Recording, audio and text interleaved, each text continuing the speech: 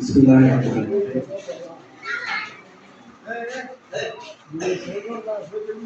ঢাকুমাইন সমাজোন্নয়ন সংস্থা উদ্যোগে মেধা বৃদ্ধি পরীক্ষা 2024 আয়োজিত আজকের এই অনুষ্ঠানের সম্মানীয় সভাপতি, অত্র বিদ্যালয়ের মাননীয় প্রধান শিক্ষক, ঢাকুমাইন সমাজ উন্নয়ন সংস্থার সভাপতি জনাব মোহাম্মদ নুরুল আমিন স্যার, বিশেষ অতিথিবৃন্দ জনাব মোহাম্মদ আব্দুল বাসির, সহকারী অধ্যাপক, সিলেট সরকারি মহিলা কলেজ, জনাব মাস্টার আবু বকর মহোদয়, চেয়ারম্যান আকমল জিগাবাই ইউনিয়ন পরিষদ, জনাব মাস্টার লুকমান উদ্দিন মহোদয়, চেয়ারম্যান শাবনম বাণীগ্রাম ইউনিয়ন পরিষদ, জনাব ইঞ্জিনিয়ার ফারুক আহমেদ, জনাব এনামুল হক মহোদয়গণ, সম্মানিত শিক্ষকবৃন্দ, অভিভাবকবৃন্দ, সুধীবৃন্দ, সাংবাদিকবৃন্দ এবং প্রিয় ছাত্রছাত্রী ভাই বোনেরা, আসসালামু আলাইকুম ওয়া রাহমাতুল্লাহ। আপনারা দীর্ঘক্ষণ আলোচনা শুনেছেন, অতিথিবৃন্দের বক্তব্য শুনেছেন, অত্যন্ত গুরুত্বপূর্ণ কথা বলেছেন। আমার মনে হয় আপনারা কিছুটা এক্সস্টেড হয়ে গেছেন।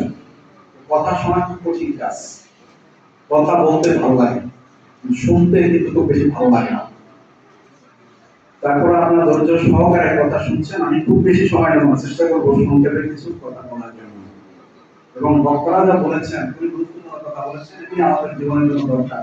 আমরা যারা একটু বয়স্ক হয়েছি, আমাদের জন্য দরকার, বিশেষ করে ছাত্রছাত্রীরা যারা এখন লার্নিং স্টেজে আছে, তাদের ভবিষ্যৎ জীবন গঠন করার জন্য খুবই ইউজফুল, খুবই মিনিংফুল, খুবই সিগনিফিক্যান্ট।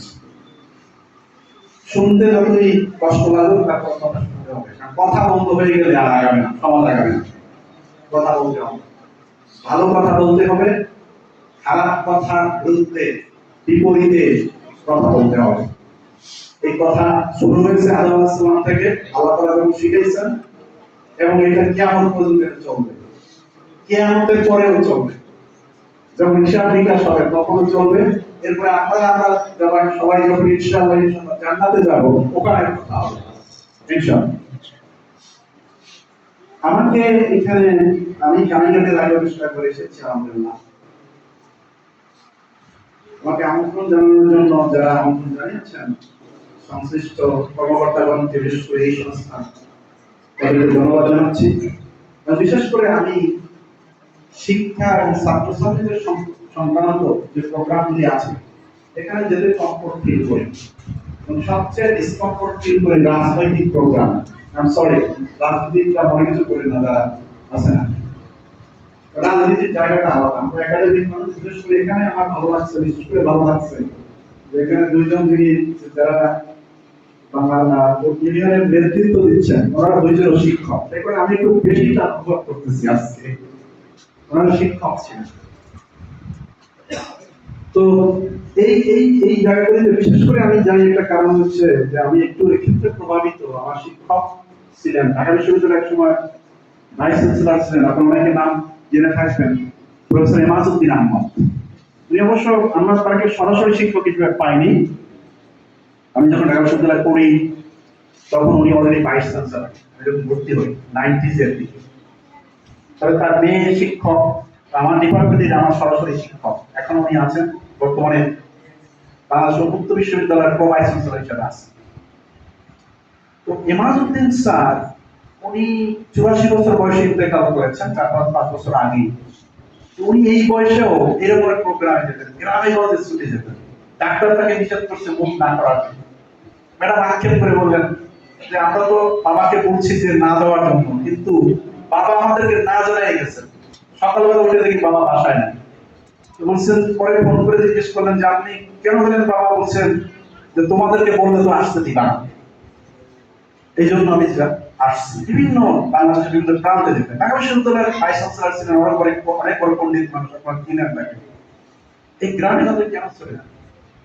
স্যারকে জিজ্ঞেস করা হয়েছিল যে আমি যাই একটা কারণে যাই, সেটা হচ্ছে যে আমি গেলে অন্তত এই ছাত্রছাত্রীরা একটু উৎসাহ পাবে, অনুপ্রেরণা পাবে, এইটা একটা বৌদ্ধিক, এটা অন্য কোনো কারণে না, এই কারণেই আমি চাই।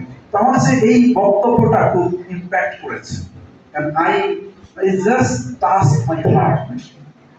এবং এই কারণে আমারও মনে হয় যে বিশেষ করে আমি পার্সোনালি গ্রামে লালিত পালিত হয়েছি। জালকাঠি, আমার কথা বলা হয়েছে, জালকাঠিতে আমি একটা প্রত্যন্ত গ্রামে জন্ম। সেখানে আমাদের স্কুল ছিল ভাঙাচোরা, তাও 2-3 কিলোমিটার দূরে।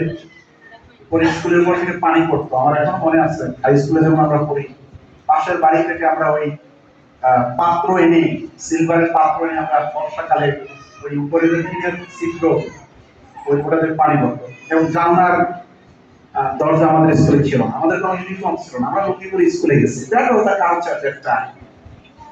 রাস্তাঘাট কাদা হয়ে যেত বর্ষাকালে, পাকা রাস্তা ছিল না, মাটির রাস্তা। সেখানে আমি আমি এটা বলি, গর্ব করে বলি যে আমি গ্রাম লোক। আর গ্রামে যেতে আমি খুব পছন্দ করি, ছাত্রছাত্রীদের কাছে যেতে, বিশেষ করে গ্রামে যেতে পছন্দ করি, যাতে করে অ্যাটলিস্ট ছাত্রছাত্রীরা একটু অনুপ্রেরণা লাভ করে। আমি আমি আমাদের নিজের জন্য বলছি না, আমি ছাত্রছাত্রীদেরকে অনুপ্রেরণা দেওয়ার জন্য বলছি যে অত্যন্ত একটা মানে প্রত্যন্ত গ্রাম থেকে আমি উঠে তারপরে বিশ্ববিদ্যালয় করেছি, এবং এখন মোটামুটি একটা বিশ্ববিদ্যালয় শিক্ষকতা করছি, মোটামুটি বাংলাদেশের প্রেক্ষাপটে নামি দামি বিশ্ববিদ্যালয়। কাজে গ্রামের ছেলেমেয়েরা পিছিয়ে থাকবে কেন? পিছিয়ে থাকার কোনো উপায় নেই। এখন তো অনেক স্কুল কলেজ রয়েছে। আপনার বাচ্চাদের জন্য দুর্ভাগ্য হবে যে সুযোগ সুবিধা, যে প্রিভিলেজ এখন তৈরি হয়েছে, যতটুকু রাস্তাঘাট হয়েছে, রাস্তাঘাট খারাপ হচ্ছে কিন্তু যাওয়া যায়।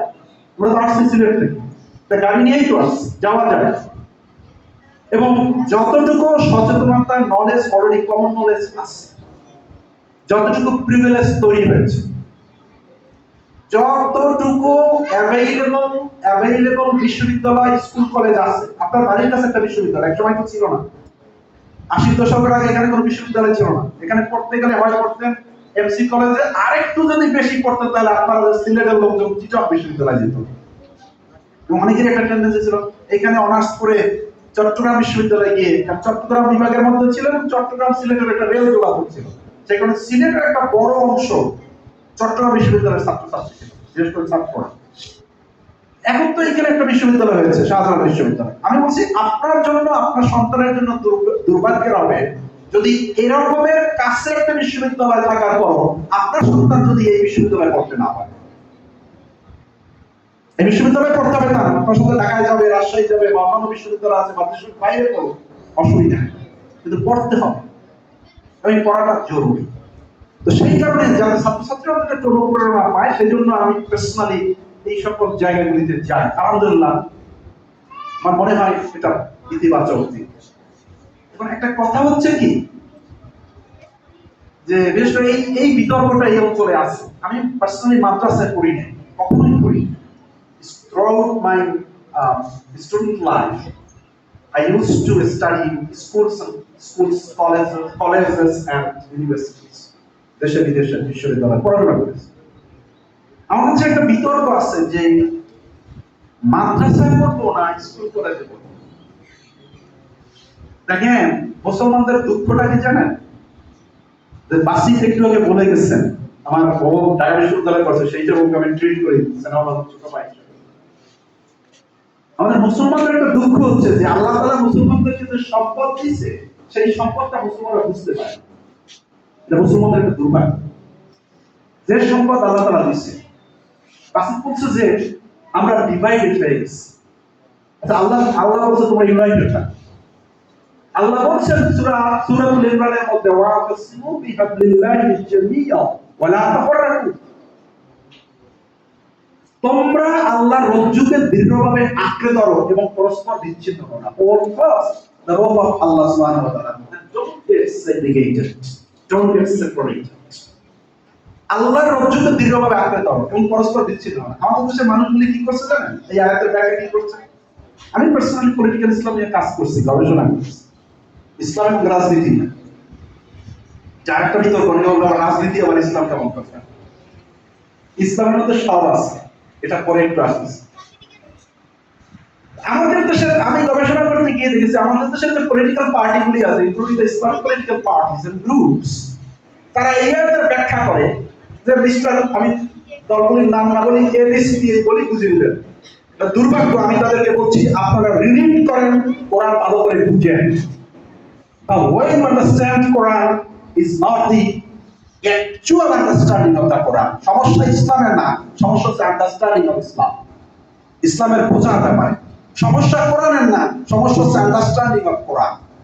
সমস্যাটা ওইখানে। আমি দেখছি যে তারা বুঝে যে যেমন এ একটা দল করেন, একটা গ্রুপ, এ মনে করে যে মিস্টার এ দলটি, এই এ দলের মধ্যে যারা আছে তাদের মধ্যে ঐক্যবদ্ধ থাকতে হবে। আর বি দলটি আছে, তারা মনে করে বি তাদের মধ্যে ঐক্য থাকলেই হইল। সি বা ডি যারা আছে তারা মনে করে তাদের মধ্যে ঐক্য থাকলেই হলো। অথচ আল্লাহ বলে নাই ইয়া আইয়ুহাল এ, ইয়া আইয়ুহাল বি, বা ইয়া আইয়ুহাল সি। আল্লাহ বলছে কি ইয়া আইয়ুহাল আমানু। এটা বুঝতে পারছেন? ইমানদার থেকে আল্লাহ বলছেন যে তোমরা ঐক্যবদ্ধভাবে আল্লাহর অযোগ্য দাও। তাহলে আপনি একটা গ্রুপ করে সেই গ্রুপের একটা কথা বলছেন কেন? এই সকল গ্রুপ, সকল দল, সকল মত যারা লা ইলাহা ইল্লাল্লাহু মুহাম্মাদুর রাসূলুল্লাহ এই বিশ্বাস করে তাদের মধ্যে ঐক্য করতে হবে। দেখি বুঝতে পারছেন? তার মানে ঐক্য আপনার গ্রুপ না। আপনি কি করলেন? আপনি সাবজেক্টিভ, আপনি সিলেক্টিভ হলেন। আপনার এর মধ্যে ঐক্য হয়ে গেল, এটা না। এই অর্থে যত মত, যত পথ, যত গ্রুপ আছে এবং এমনকি শিয়া সুন্নি যারা আছেন সবার ঐক্যের কথা আল্লাহ রাব্বুল আলামিন বলছেন। মুসলমান এটা ভাগ করে ফেলছে। এই কারণে এখানে ইসলাম নিয়ে সমস্যা, যে আমি মাদ্রাসায় পড়বো না স্কুল কলেজে পড়বো। দেখেন আল্লাহ তাআলা বলছেন সূরা মায়েদার মধ্যে, এবং এটা একটা বিশেষ পটভূমি আছে। ওমর রাদিয়াল্লাহু তাআলা আনহু যখন খলিফা, তখন একজন ইহুদি তাকে গিয়ে বলছেন, এই ঘটনা উল্লেখ আছে সিরাত ইবনে হিশাম ইবনে ইসহাক রাহিমাহুল্লাহ লেখা মুহাম্মদ সাল্লাল্লাহু আলাইহি ওয়াসাল্লামের উপরে প্রথম জীবনী গ্রন্থ সিরাতে ইবনে হিশাম। সেখানে ইবনে ইসহাক রাহিমাহুল্লাহ উল্লেখ করেছেন যে ওমর রাদিয়াল্লাহু তাআলা খেলাফতের সময় একজন ইহুদি গিয়ে বলছেন